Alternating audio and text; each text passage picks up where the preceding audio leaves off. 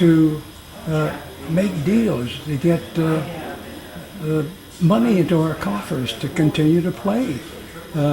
Royalties were the lifeblood of handball. He said, "You got my authority, go ahead." And I did. And we made deals with the glove company.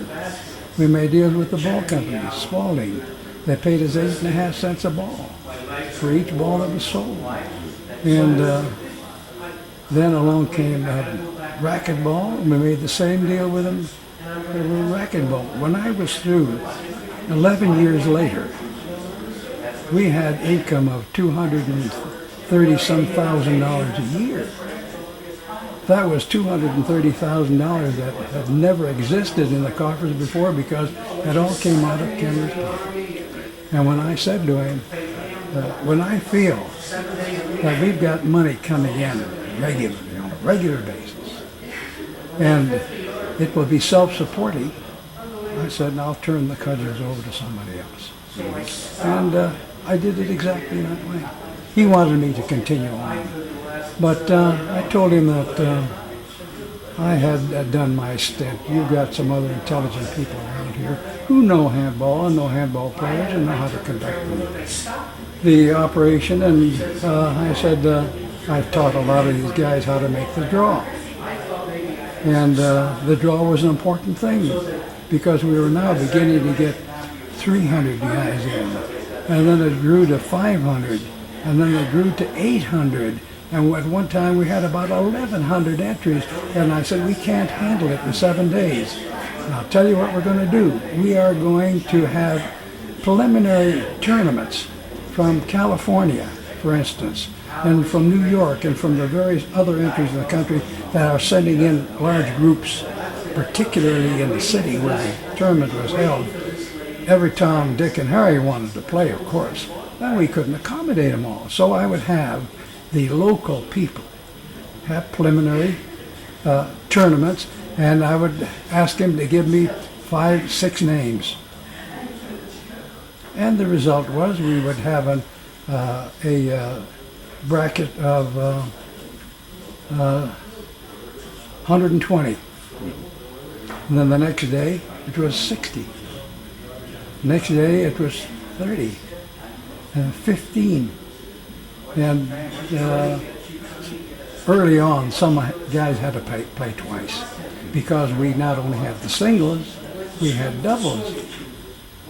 And then we developed the age groups. The first one was the masters. One had to be 45 years old and the other had to be 40 years old.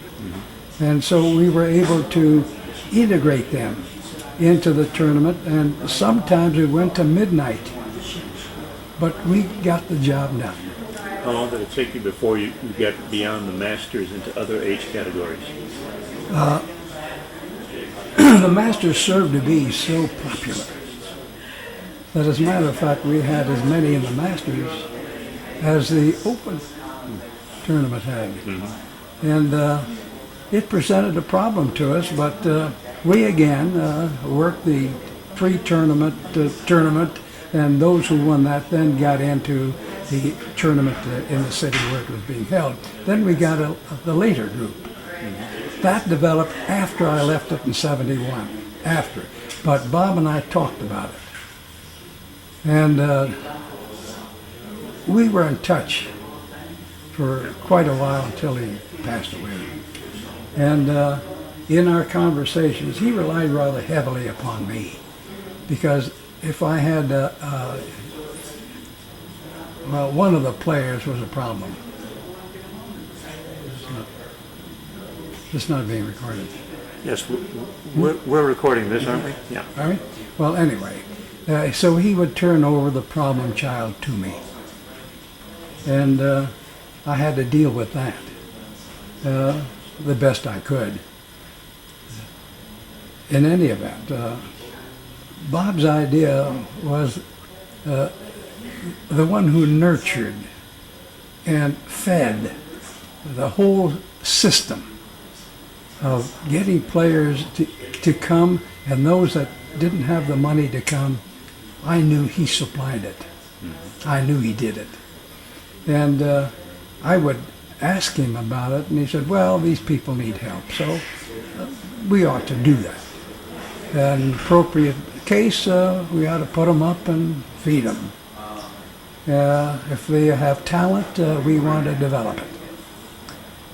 And we did. We did. There are many players who came in after '71 because I became a commissioner in 1969, and I served, 59, and I served through '71.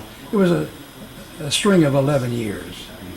And in that time, we got to the point where not only was the game growing in popularity, because we had tournaments in the big cities of the United States and Canada, and they were encouraged to do the same thing we're doing on the national level, to send us people who were reasonably good players. And of course, they did it. In '71, the last year that I served as commissioner, I believe we had an entry of over 800. Over 800. And it did a lot of doing in order to get the tournament done within the 7 days. We usually started play on Monday. Then we pushed it back to Sunday. Then we had to push it back to Saturday because of the large number of entries. Excuse me. The sum total of all of that and my activities with getting the money for the United States Handball Association satisfied me. I had practiced law for 37 years up to that time. And when I got on the bench in 1930,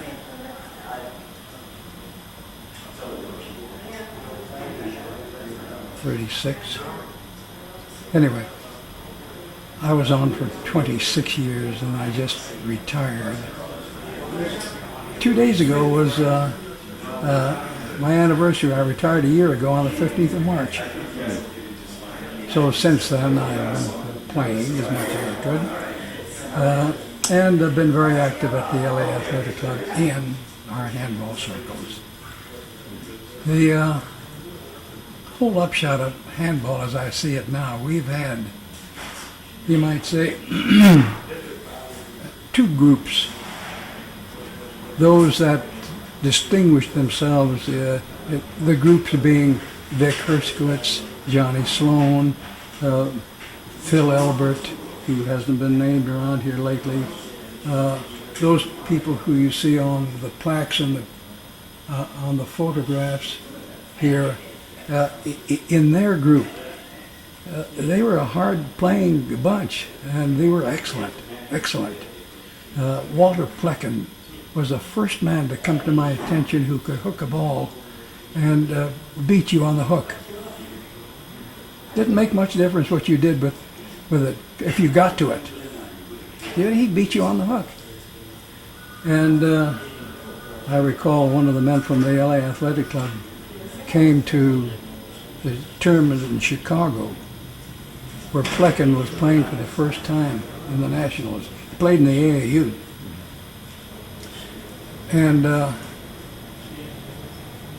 Joaquin Martinez from the LA Athletic Club was one of the better players there, equal to the best we had. And he was playing with Walter Plecken, and Plecken started to hook the ball on him, and he'd get hit with the ball because it would hook into him.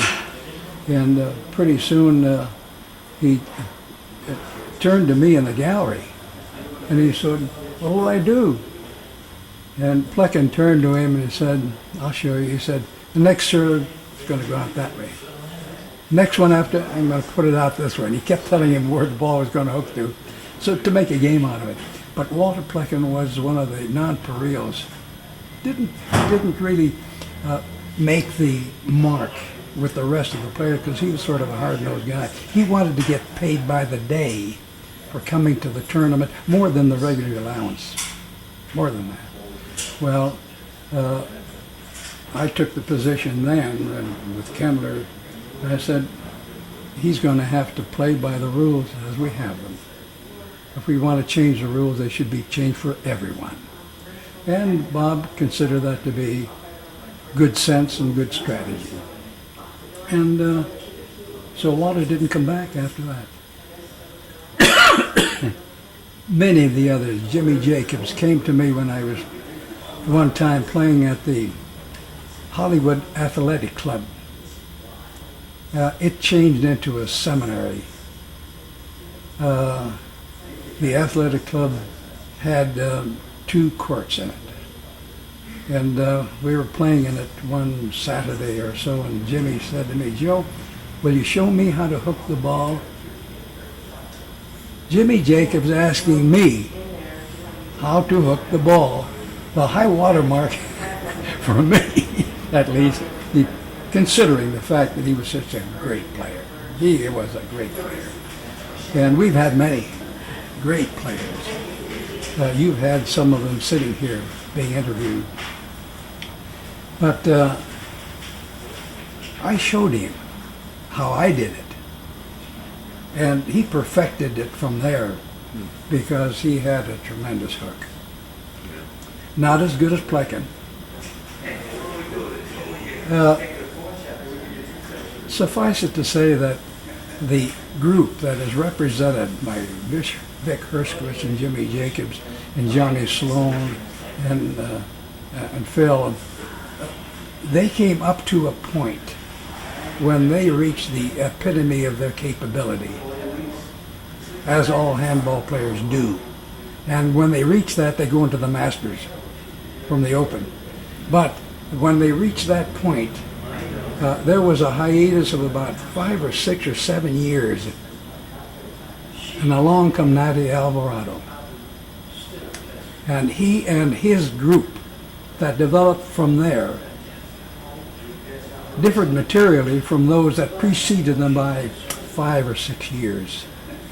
And the Alvarado group now is, well, he, I think, won 9 nationals in a row or something like that. And you have a new breed of player today.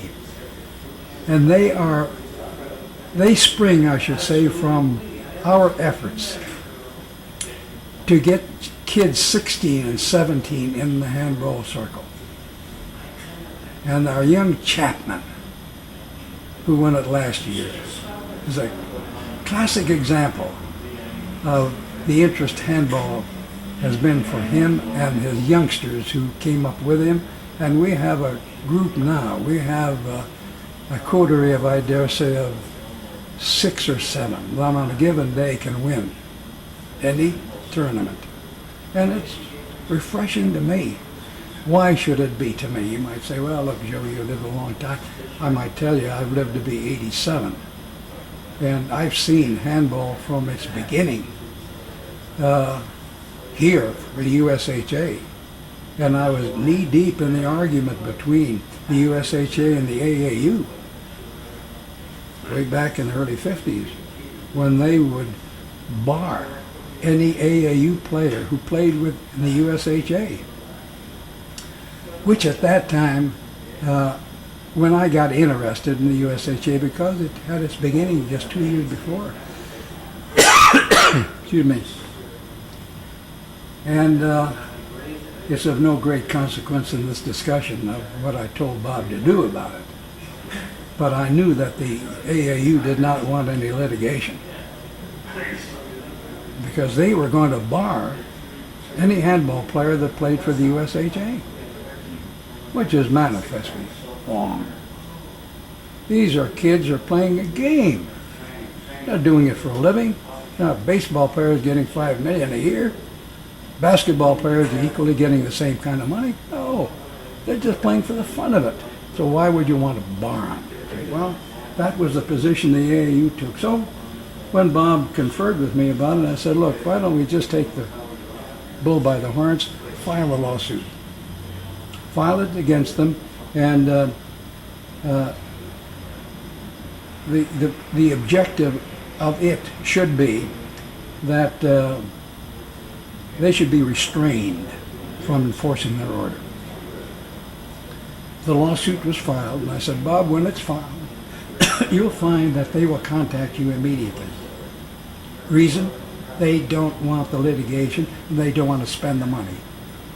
And as I suggested to Bob, he did it, and as I indicated what would happen, it did happen.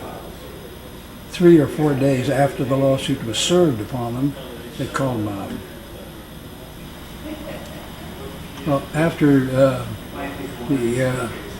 AAU people called Bob, Bob called me. And he said, where do we go from here? I said, just get a stipulation from them that you'll take to the court, in which they agree that the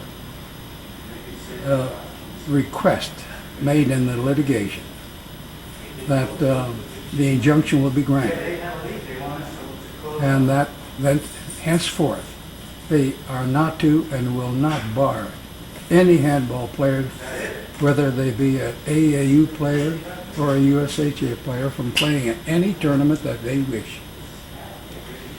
He contacted them.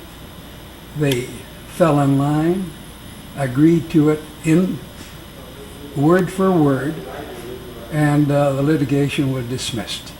And ever since that time, any handball player was at liberty to play any place they wanted to. It might be of interest to comment that my interest in handball has gone back for many years. When I was in grammar school, I played on one wall. And then when I went to college at Oregon State, I played four wall with the coaches and played very well with them. And then when I got out of law school and joined the LA Athletic Club in 1933, of which I'm a life member, by the way, and have been a member ever since. I've played handball there at the club and have represented them in the national tournaments, and it might be of passing interest to say that my partner and I, Alex Boisery, won 3 national tournaments in the Masters. I was the 45-year-older and he was the 40-year-older. We won 2 USHA Masters tournaments and 1 AAU tournament in space of 3 rows in a row. And by that time I turned 50. And my good wife said to me, "You've had your fun. That ought to be enough." And so it was for national tournaments. However, I continue to play at the LA Athletic Club twice a week and still enjoying it. You still play? Yes, still enjoying it. Although I've got a little trouble with my left shoulder, but who hasn't? Some of the guys have it with their knees, some have it with their back. I unfortunately have it with my shoulder. Are there any players there around your age who can give you a game? Nobody in my age group. We have some elderly players. I say elderly, talking about 65 to 70. Excuse me. We had a 65-year-old tournament, of which we had about 10 guys. I won it. 70, I won it. 75, I won it. 80, and I won it. And that was the last time I participated. So all in all, I have been blessed with good health and enjoy doing what I'm doing. I'm retired now. My wife and I play golf on the weekends, and she's 86 and still able to play. I'm still able to play, albeit not as well as I used to. At one time I was a 5 handicapper, but now I shoot close to 95, 97. However, we still go and we still are active and we still do our exercises, and life is very sweet.